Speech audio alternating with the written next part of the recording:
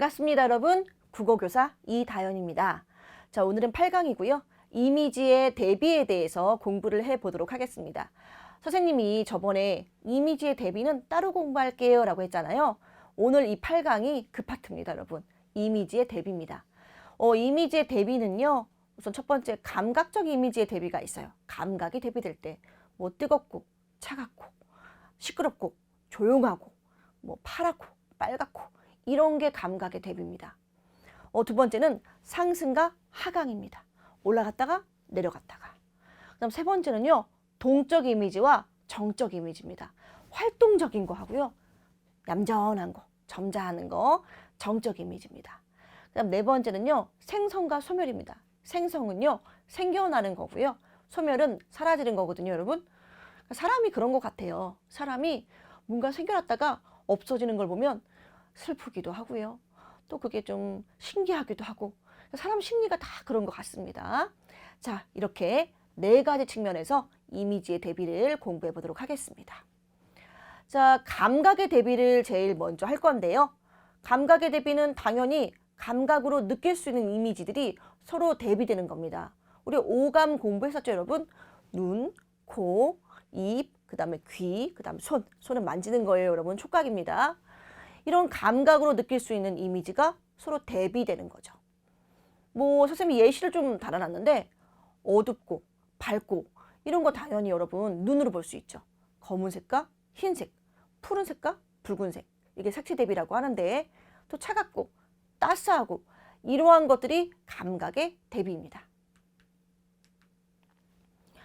가장 많이 출제되는 건 아무래도 색채의 대비입니다. 가장 많이 출제됩니다, 여러분.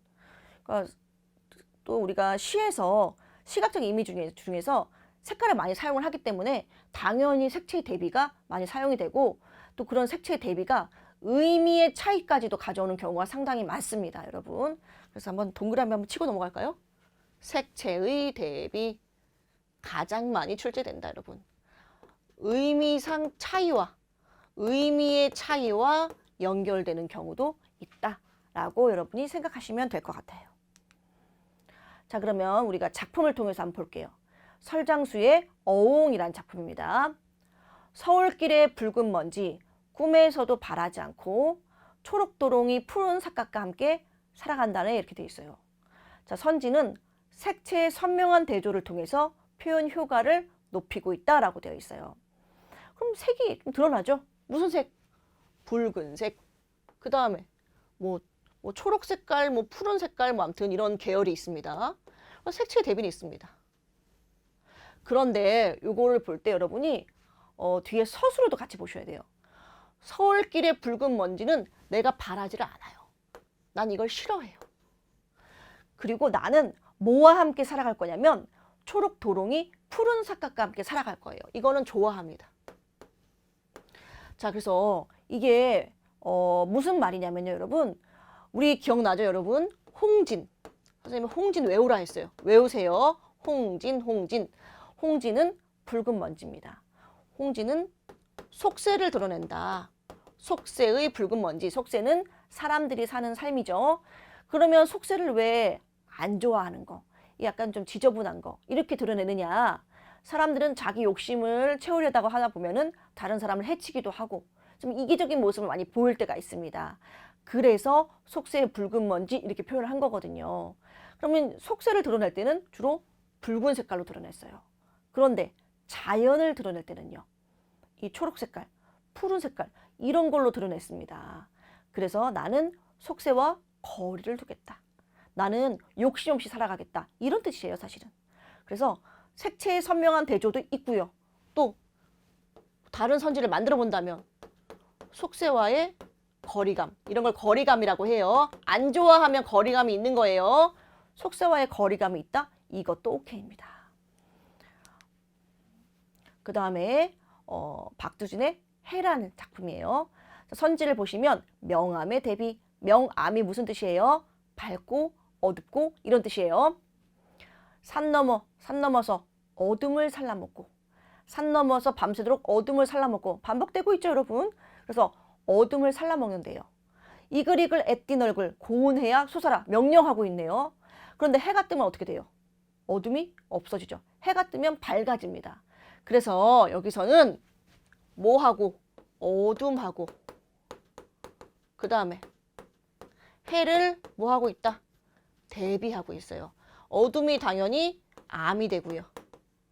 해가 당연히 명이 됩니다. 밝을 명자예요. 그래서 명암의 대비를 통해서 시상을 전개하고 있습니다. 자, 이 좀 약간 색채 대비가 좀 중요해서 선생님이 한 3개나 가져왔습니다. 윤손도의 어부사시사입니다. 어와 저물어 간다. 연식이 마땅하다. 무슨 말인지는 모르겠어요. 근데 식 했으니까 식은 여러분 휴식할 때 식이랑 비슷한 뜻 뭐 아닐까요, 여러분? 배 붙여라. 배 붙여라. 가는 눈. 눈은 가늘어요, 여러분. 가늡니다. 뿌린 길래 붉은 꽃이 흩어진대. 흥치며 걸어가서. 여러분 흥 이런 것도 그냥 무조건 동그라미예요. 여러분이 선생님이랑 벌써 8강 동안 공부를 하면서 기억할 거예요. 정서가 나타나면 무조건 동그라미예요. 이거 정서. 흥겨워요. 근데 어쨌든 가는 눈, 눈이 가늘어요, 여러분. 그리고 거기에 이제 붉은 꽃이 막 흩어져 있어요. 그냥 꽃이 흩어진 것보다 여러분 이제 뭐 예를 들어서 붉은 뭐 흙길에 붉은 꽃이 흩어져 있으면 그냥 꽃이 흩어져 있나 보다 해요. 근데 하얀 눈에 또 눈이 가늘어가지고 막 이렇게 되게 보슬보슬한 그런 눈에 거기에 붉은 꽃이 쫙 뿌려져 있다고 생각해봐요. 붉은 꽃이 좀 더 부각되겠죠. 붉은 꽃이 좀 더 강조되겠죠. 그래서 여기서는 윤 선생님의 시에도 흰색과 붉은색의 자 괄호 안에 들어갈 말은 대비가 분명합니다. 이렇게 볼 수가 있습니다. 자, 그래서 우리가 색채 대비했고요.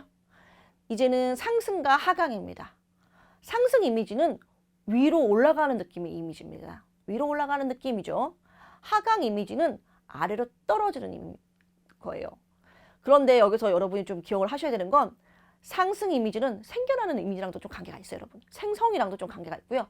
하강 이미지는 좀 소멸되는 거, 좀 망하는 거, 좀 이렇게 좀 약간 좀 직설적으로 표현하면 이런 것과 관련이 있습니다. 그러면 상승과 하강을 드러내는 가장 대표적인 시는 황지우 시인의 겨울나무로부터 봄나무에로예요. 겨울나무가 봄나무가 되는 거예요. 무슨 뜻인지 한번 여기 이제 보기가 나오면 뭐 이게 저항적인 성격의 시다 뭐 여러 가지가 나오는데 그거는 이제 안 나와 있고 선지만 보시면 A에서는 겨울나무의 하강적 이미지가 B에서는 봄나무의 상승적 이미지가 나타난다. 이거 수능 모평에 바로 나온 그 선지입니다. 자, 보시면 자기 온몸으로 헐벗고 영하 13도, 영하 20도 지상에 온몸을 뿌리박고 대가리 쳐들고 무방비의 나무옥으로 서서 두 손 올리고 벌 받는 자세로 서서 이렇게 돼 있어요. 선생님은 이렇게 시를 읽으면 벌 받아? 왜 벌 받지? 이렇게 생각을 한번 해볼 것 같아요. 온몸이 으스러지도록 불이 터지면서 자기의 뜨거운 혀로 싹을 내밀고 변화가 있네요. 원래는 나목이에요. 나목은 잎이 없어요. 가지만 있는 거예요. 여러분 나체 이런 말 들어본 적 있죠? 아무것도 입지 않은 게 나체잖아요. 그러니까 나목은 아무것도 없는 나무예요. 그런데 어떻게 돼요?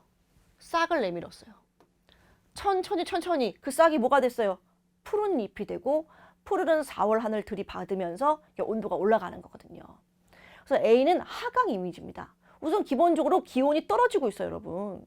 그랬더니 어떤 친구가 선생님 13도에서 20도가 됐으면 숫자가 올라가는데 어떻게 이게 하강 이미지예요? 이렇게 얘기를 하는데 조금 선생님이 좀 당황하긴 했는데 여러분 영하잖아요, 여러분. 영하 13도 이렇게 돼요. 이 0도면 0도시면 이게 영하 13도고요. 요거 영하 20도입니다. 온도가 떨어지는 거예요. 이건 하강입니다. 그러다가 뭐가 생겨요? 싹이 생기고 그 다음 잎이 생기죠. 생성되고 있어요. 지금 아까 뭐라고 했어요? 생성은 상승 이미지와 관련이 깊다라고 했습니다.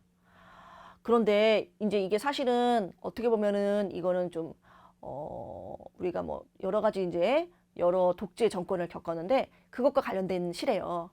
독재 정권이었는데 그냥 이런 어떤 군부 독재 기간이 벌 받는 느낌이었다는 거죠. 요건 약간 외제적으로 설명하는 거예요. 그러다가 이런 것들을 겪으면서 싹을 내밀고 이제 4월 하늘, 요거는 이제 4.18, 4.19를 나타낸답니다. 4.18, 4.19 아시죠, 여러분? 그래서 그 민주화 운동, 요런 어떤 걸 나타낸다라는 얘기가 있는데, 그건 보기가 나와야지 않은 거니까요. 선생님은 좀 이런 생각을 한 적이 있어요. 여러분 이런 시 알아요? 또 감상에 젖었는데, 누군가는 알 것이다. 왜 민주주의에는, 자유에는 피냄새가 나는가를, 이런 얘기를 선생님이 이제 이 시가 있어요, 여러분. 정확한 구절은 아닌데요. 그러니까 무슨 말이냐면, 사실 우리가 뭘 쟁취하려면 그거에 대한 저항이 있어야 됩니다.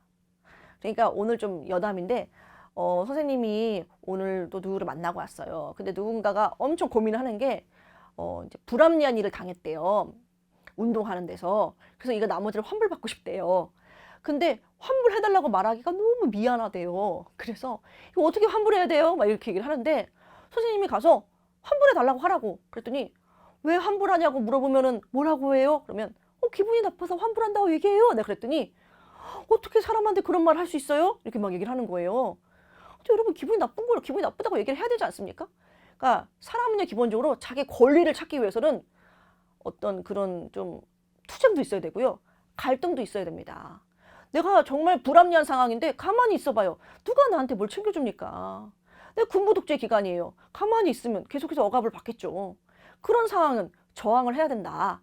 이런 내용의 그런 시입니다. 그래서 여기가 이제 중간 부분이 더 좋은데, 온도가 그냥 올라가는 게 아니라 스스로 온도를 올려요, 막. 그래서 상승 이미지가 나타나는 그런 시입니다. 자, 상승 하강 하나만 더 할게요. 요거는 수능입니다. 수능에 선지가 상승 이미지를 사용하고 있다, 이렇게 돼 있어요. 자, 선생님이 요 김강균 시인을 좀 좋아하나 봐요. 솔직히 좋아하는 것도 좋아하는 건데, 아니 진짜 솔직하게 말하면 선생님이 뭐 그렇게 크게 좋아하는 시는 아닙니다. 그런데 이 김강균 시인의 작품이 왜 자꾸 나오냐면, 이 표현법, 여러 가지 이미지를 사용하는데 상당히 능숙했던 분이거든요. 자, 여기 보시면, 물론 훌륭한 시인입니다. 수습합니다. 물론 훌륭한 시인인데, 선생님은 조금 이런 거보다는 이미지 많이 사용하는 것보다 감정이 더 직접적으로 드러나 있는 시를 좋아해요. 자, 긴 여름해 황망이 나래를 접고, 나래는 이제 날개입니다, 여러분. 늘어선 고층, 창백한 묘석같이 황혼에 젖어. 찬란한 야경, 무성한 잡초인 양. 여러분 무성한 잡초인 양 했죠? 계속 배우는 거예요. 빼버리세요. 왜? 잡초가 실제 있는 게 아니에요. 뭐를 나타내기 위해서? 야경이 헝클어진 걸 나타내기 위해서 잡초라고 설명을 한 거예요. 이거 보조관념입니다. 지규법이에요. 지규. 사년 벙어리 되어 이불 다물다 라고 돼 있어요. 우선은 지금 소지를 찾아보면, 원관념을 찾아보면 여름 해가 있는데 날개를 접어요. 해에 날개가 있어요? 그러면 선생님 맨날 얘기하는 거, 이거는 좀 이상한 상황이잖아요. 그러면 실제 가능한 상황을 생각해봐요. 해가 날개를 접다? 해가 지는 거죠. 해는 지고요. 그 다음에 고층은요. 고층들이 막 무덤에 있는 그런 우리 이제 그 비석이라고 하죠. 묘석, 무덤에 있는 비석처럼 황홀해졌고요. 야경은요. 헝클어집니다. 그러니까 전반적으로 뭐가 생겨나는 게 아니라 없어지고 소멸되는 이미지예요. 그래서 이거는 소멸입니다.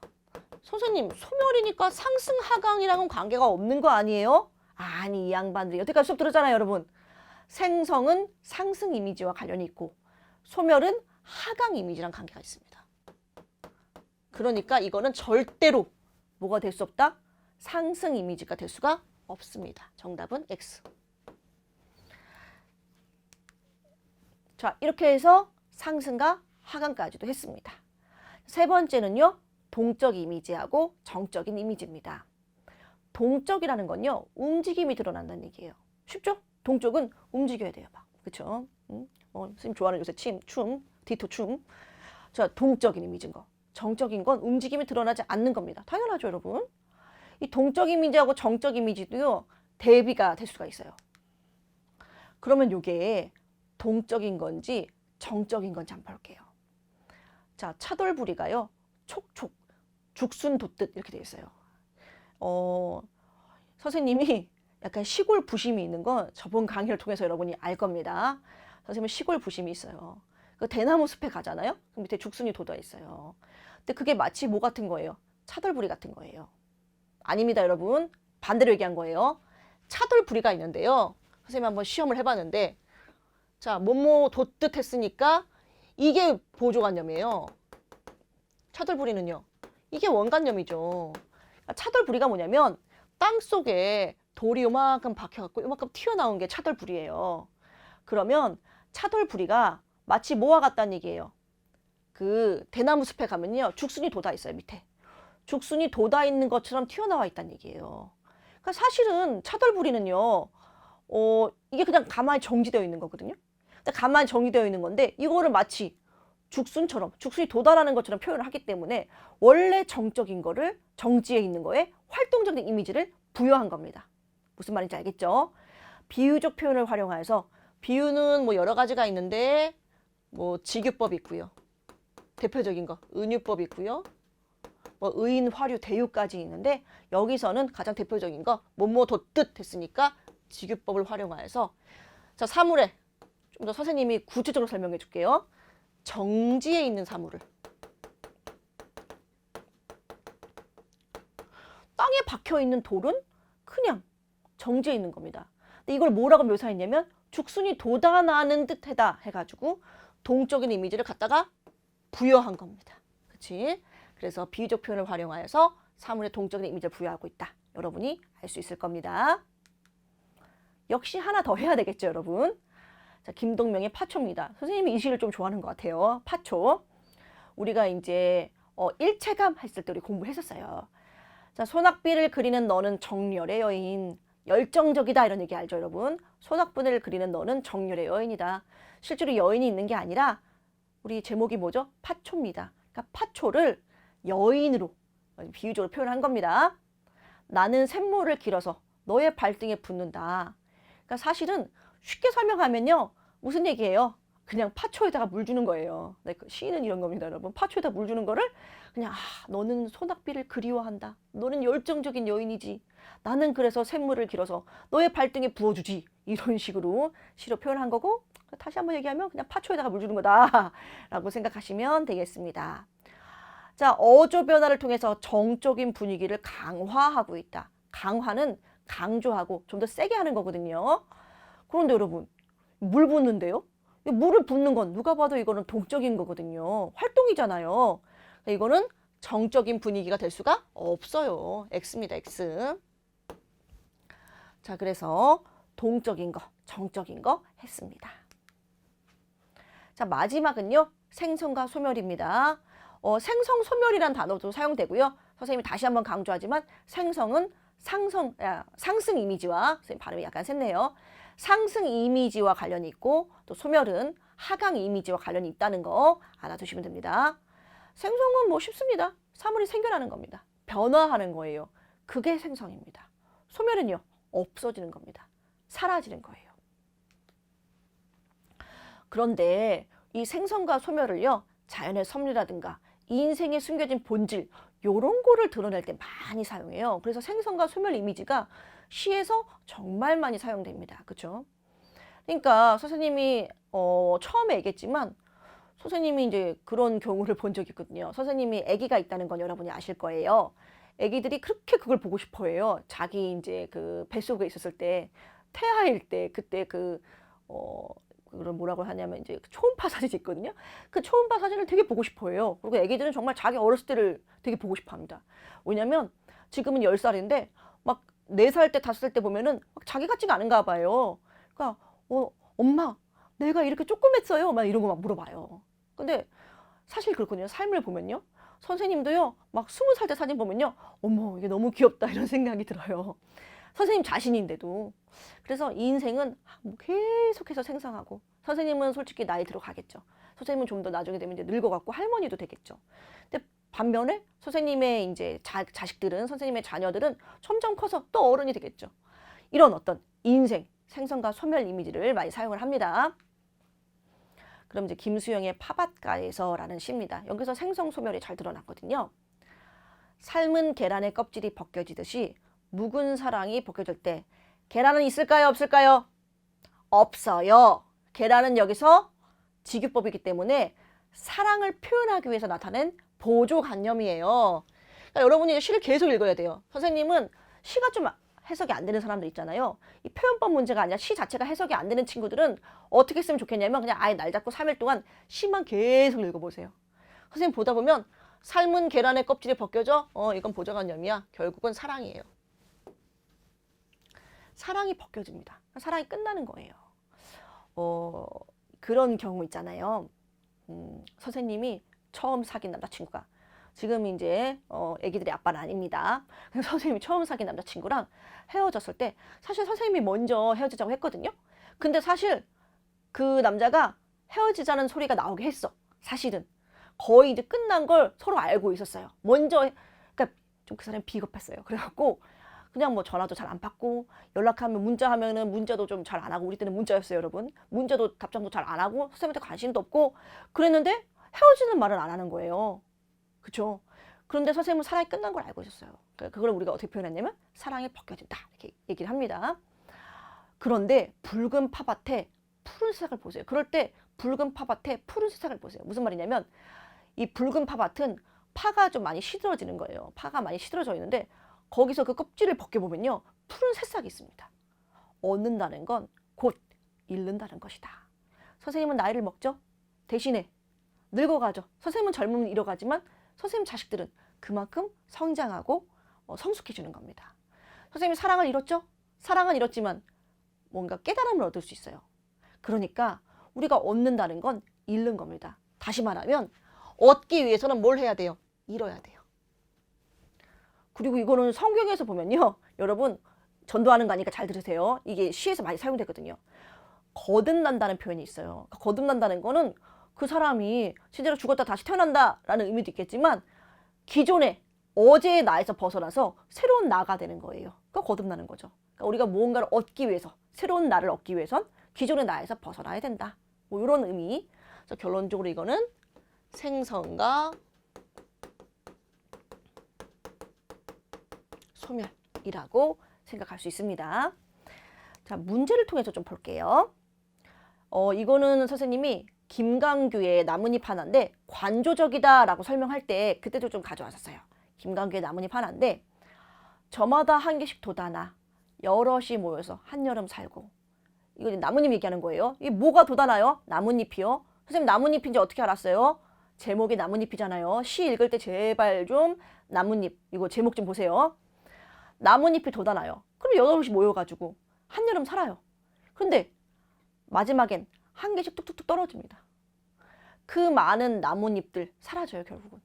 그러니까 이거 사실 나뭇잎 얘기하는 것 같지만 이건 나뭇잎을 묘사하는 것도 있지만 사실은 사람의 삶도 그래요. 선생님도 그렇고 선생님이랑 가장 가까운 뭐 사람이 뭐 지금은 이제 뭐 애기들 아빠라고 생각할 수 있는데 남편이란 말은 좀 어색해가지고 남편이라고 할 수 있는데 선생님이랑 남편이랑 뭐 2년 차이가 나요. 2살 차이가 나기 때문에 각각 태어났어요. 각각 태어났는데 이렇게 계속 같이 살고 있잖아요. 지금 10년 넘게 같이 살고 있어요. 나중에 죽을 때 되면 하루 한 날 죽기는 쉽지 않죠. 그러면 그냥 먼저 죽을 수도 있고 누군가가. 그렇습니다. 그리고 사라지죠. 인간의 삶도 그렇습니다. 이게 자연물이 나오는데요. 그 자연물이 실제 자연물 같지가 않고 뭔가 약간 심오한 것 같다 이러면 인간의 삶을 설명하기 위해서 자연물을 가져온 것 같아요. 우리가 흔히 그런 걸 뭐라고 하냐면 이 자연물이 인간사를 대변하고 있다. 인간사를 표현하고 있다. 인간의 삶이란 얘기예요. 그런 식으로 표현을 합니다. 그러면 선지로 갈게요. 화자는 쉽죠? 생성에서 소멸에 이르는 자연물의 변화 과정을 통해서 인간의 삶을 이해하고 있습니다. 무슨 말인지 알겠죠? 그래서 여러분 생성하고 소멸했습니다. 오늘 여러분 또 이미지의 대비에 대해서 공부를 했었는데 우리가 이제 뭐 감각의 대비 공부했었고요. 상승 이미지, 하강 이미지 이런 것도 공부를 했고요. 생성, 소멸 이런 거 공부했습니다. 마찬가지로 여러분 충분히 이해할 수 있었을 거라고 생각하고 모르면 다시 읽어보세요. 선생님 교재에 정말 상세하게 그림으로 그려놨습니다. 자, 오늘 여러분 고생 많았고요. 우리는 9강에서 만나도록 하겠습니다. 안녕.